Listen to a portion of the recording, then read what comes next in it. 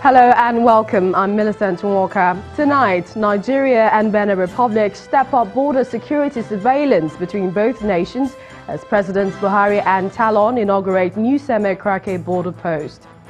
Senate passes Electoral Act Amendment Bill. Confidence document will be assented to by President Buhari after rejecting it 3 times. A national security advisor and the Sultan of Sokoto recommend ways to check threats to national security ahead of the 2019 general elections. And Turkish president reveals killing of journalist Jamal Khashoggi at Saudi consulate in Istanbul on October the 2nd was pre-planned. On business news tonight, House of Representatives approves issuance of $2.7 billion from international capital market as part funding of the 2018 budget. And on sports news tonight, Rivers Angels edge Ibom Angels 1-0 to win the Nigeria Federation Cup for a record 8th time. And from Abuja, Kaduna State government relaxes curfew in the state capital, insists affected communities will bear cost of property damaged during violence.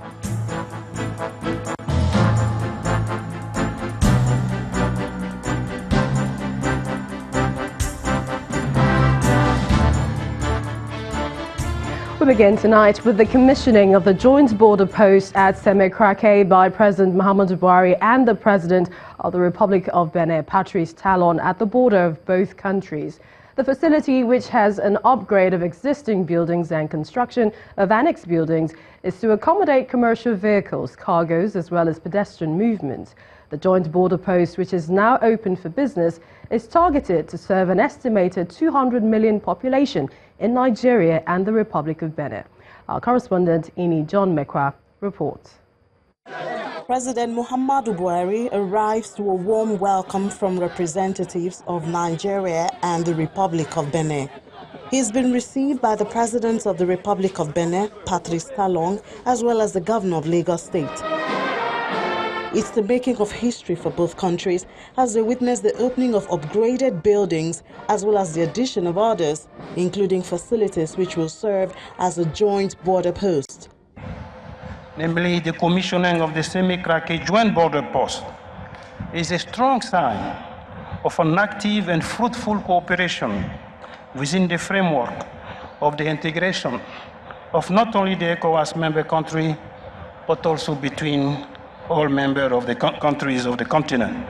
The European Union Commission, which financed the over 18 million euro project, sees huge advantages in the integration, which should lead to real changes for real people. Bringing together border officials from neighboring countries, all while showing to the users the true value of regional integration, unity, and security. The expectation of the EU Commission is reflected in the excitement of the President of the Republic of Benin as it promises cooperation from his end. Nos administrations policières coopéreront plus aisément. Our police administrations will cooperate more easily to ensure our safety. Our customs administrations will be more efficient in their mission. In short, bringing our border administrations together in one space and connecting them to each other will help improve the performance of our respective administrations and the comfort of the movement of people and their goods. For President Buhari, Nigeria intends to maximize the benefits which the joint border promises. The purpose of joint border post implementation by the community is to achieve greater trade facilitation by combining border clearance activities in a single location to benefit from economies of scale, to simplify clearance procedures, to increase cooperation and coordination of control, to foster data and intelligence sharing, and to improve control against fraud and corruption. After the speeches, the border is officially opened by the dignitaries. With the ceremony over, what remains now is the effective use of the over 18 million euro project. And one thing Nigerians will be looking out for is to see if the introduction of data and intelligence sharing will solve the problem of porous borders, especially here at the Seme-Krake area. John Mekwa reporting for Channels Television News. And now to the National Assembly. The Senate has passed the Electoral Act Amendment Bill 2018 for a fourth time. President Muhammadu Buhari had withdrawn assent to the bill 3 times, citing irregularities and drafting issues. The report, according to the Senate INEC Committee Chairman, has addressed the issues raised by President Buhari. Our correspondent Terry Kumi has more. Has been brought now. Let us just take it. Because it's the same. Just before the National Assembly went on its long recess in July, a bill for an act to amend the 2010 Electoral Act was transmitted to President Muhammadu Buhari for assent, to which he declined for a third time, as read by the Senate President upon resumption on the 9th of October 2018. Pursuant to Section 58(4) of the Constitution of the Federal Republic of Nigeria as amended, I hereby convey to the Senate my decision to decline presidential assent to the Electoral Amendment Bill 2018 recently passed by the National Assembly. The Senate then mandated its Committee on INEC to revisit the bill and address the issues raised by President Buhari. Listed above are contained in the amendment bill attached to this report. 2 weeks later, the committee presents its report. The main objective of the amendment of this bill includes the following. 1, to provide for the use of card reader and any other similar technological device in conducting elections. 2, to provide a timeline for submission of lists of candidates and rightly captured in Section 31(6) and 85(1) of the bill. 3, to identify criteria for substitution of candidate, limits of campaign expenses, and 4, to address notice problem related to the omission of names of candidates or logo of political parties.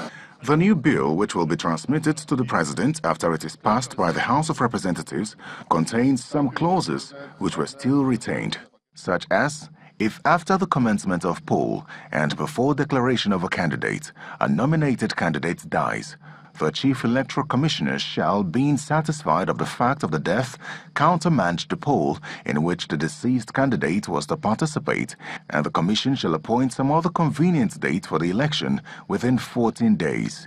It also retains the initial provision of Clause 10, Section 36, Subsection 3, which deals with the death of a candidate, but proposes that the political party whose candidate died may, if it intends to still participate in the election, conduct a fresh primary within 7 days of the death of its candidate and submit a new candidate to replace the dead candidate. The bill, however, amends Section 49 that where a card reader deployed for accreditation fails to function and a fresh card reader is not deployed 3 hours before the close of election in that unit, the election shall not hold but be rescheduled and conducted within 24 hours thereafter. In line with the President's observation of a short time of only 9 days to collate and compile lists of candidates and political parties for the various elections, the new bill stipulates that the dates of primaries shall not be earlier than 150 days and not later than 90 days before the date of elections. The Senate committee also made alterations to other portions of the 2010 Electoral Act, apart from the sections which President Buhari called for corrections. It remains to see whether or not these alterations and corrections will receive the President's assent. Terry Ikumi, Channels Television News.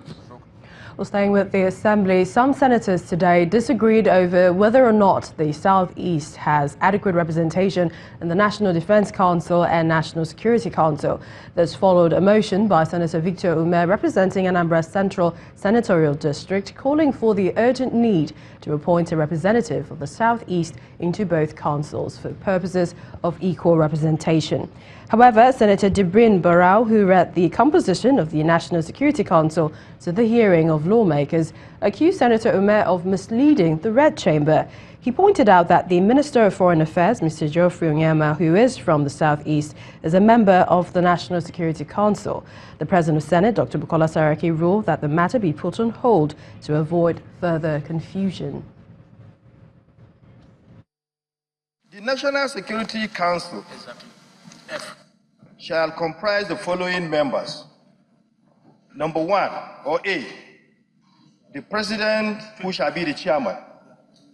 B, the Vice President, who shall be the Deputy Chairman. C, the Chief of Defense Staff. D, the Minister of the Government of the Federation charged with a responsibility for internal affairs. The next person, the Minister of the Government of the Federation charged with the responsibility for defense. J, the Minister of Government of the Federation charged with a responsibility for foreign affairs. Mr. Chairman, the assertion by Senator Victor Ome is not correct. It's misleading, Mr. President. And he omitted the fact that the Minister of Foreign Affairs, who is from the Southeast, Emeka Oyema, is a member of the National Security Council. In the meantime, the House of Representatives have set up an ad hoc committee to investigate the crisis that has clouded the headquarters of the National Health Insurance Scheme following the purported suspension of its Executive Secretary, Professor Usman Yusuf.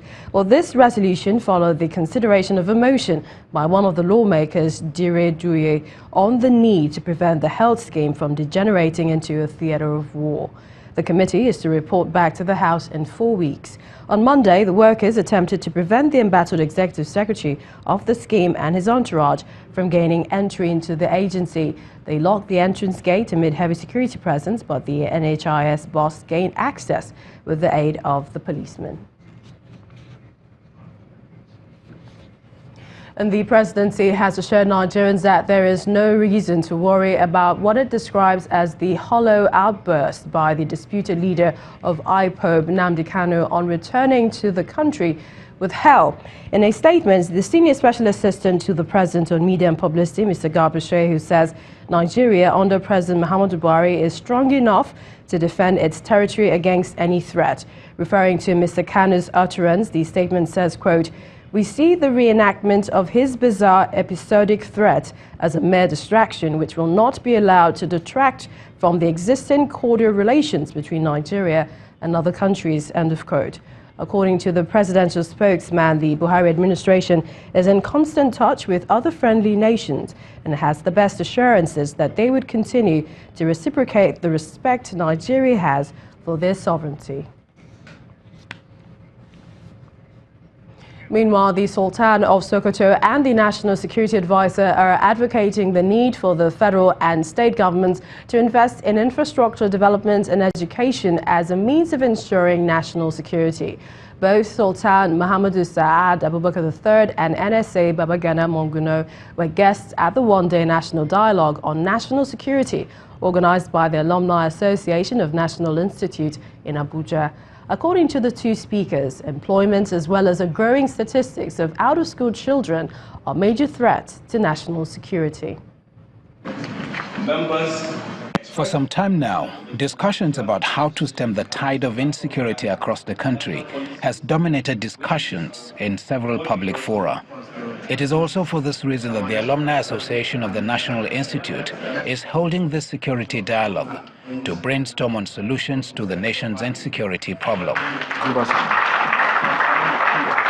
Attention of lead speakers at this conference, including that of the Sultan of Sokoto, are fixed on how to manage national security, especially as the 2019 general election approaches.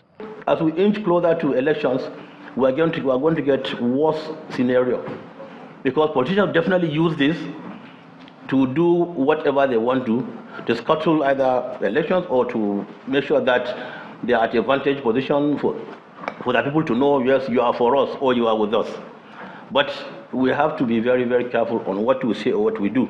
There is no doubt that the conference is very timely because of the legitimate concern of the security challenges in our society now. We hope the outcome of the conference and ensuring and the communique will translate into practical, workable tools towards conduct of free, fair, and credible 2019 general election.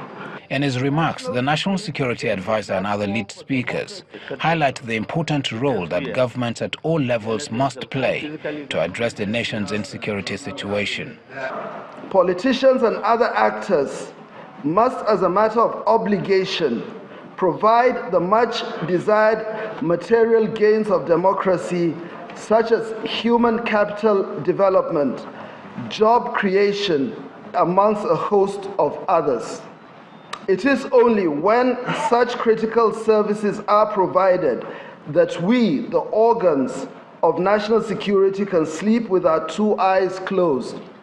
Education is the most important thing that you will give to any child that will make him or her a better person who will not get involved in violence, in criminal activities and whatever.